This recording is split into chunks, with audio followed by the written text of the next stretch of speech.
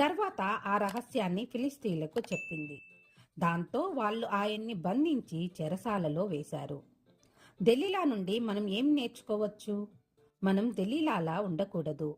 అత్యాశ వల్ల ఆమె తన స్వార్థమే చూసుకుంది. దేవుడైన యెహోవా సేవకుణ్ణి మోసగించి నమ్మక ద్రోహం చేసింది.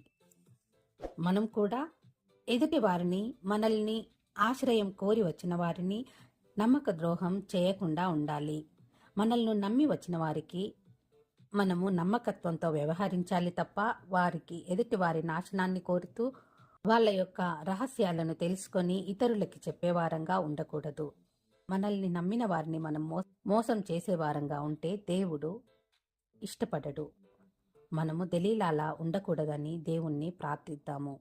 ఇలాంటి మరెన్నో వీడియోస్ కొరకు please like and share, subscribe my channel. Thank you. Praise the lord.